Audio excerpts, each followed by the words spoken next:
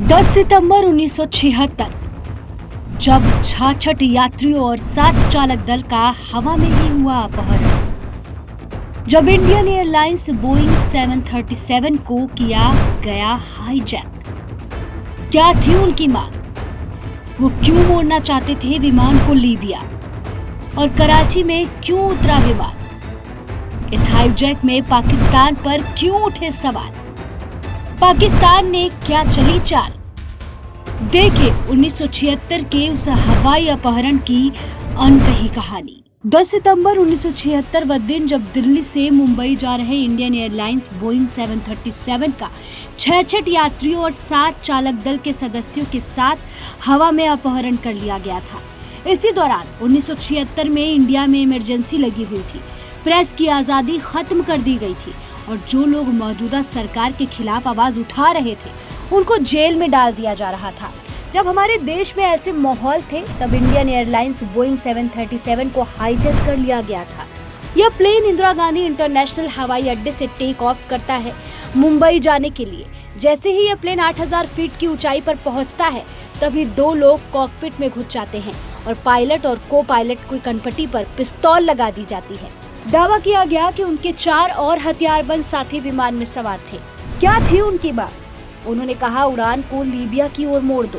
Captain BN Reddy ने साहस दिखाते हुए अपहर्ताओं से कहा कि उनके पास उत्तरी अफ्रीका पहुंचने के लिए ईंधन, नक्शे या अनुमति नहीं है। इसके बाद अपहर्ताओं ने प्लेन को पाकिस्तान के कराची में मोड़ने के लिए कहा।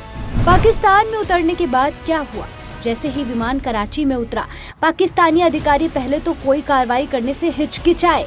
इससे भारत सरकार को एक स्पष्ट चेतावनी जारी करनी पड़ी। अगर किसी भी भारतीय को नुकसान पहुंचा तो पाकिस्तान जिम्मेदार होगा। और फिर यह दबाव काम कर गया।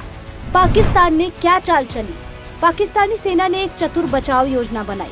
योजना के तहत उन्होंने अपहर्ताओं को दोस्ताना व्यवहार का दिखावा करते हुए खाने पीने की चीजें दी।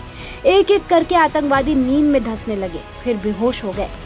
बचाव अभियान कैसे शुरू हुआ? बेहोशी की हालत में अपहर्ताओं के नीचे गिरते ही पाकिस्तानी सैनिकों ने विमान पर धावा बोल दिया और उससे अपने नियंत्रण में ले लिया। सभी 6 आतंकवादियों को पाकिस्तान की सेना ने गिरफ्तार कर लिया। किसी भी यात्री या चालक दल के सदस्य को कोई नुकसान नहीं पहुंचा।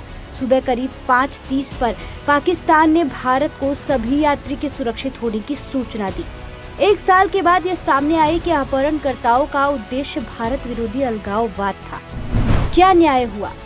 पाकिस्तान में कुछ समय के लिए जेल में बंद आतंकवादियों को 1 साल बिना किसी सजा के रिहा कर दिया गया और भारत को इस बारे में कुछ जानकारी भी नहीं दी गई। इस बात से ये साबित होता है कि उस प्लेन को हाईजैक करने वाले जो लोग थे उनका कहीं न कहीं पाकिस्तान के गवर्नमेंट के साथ कांटेक्ट था।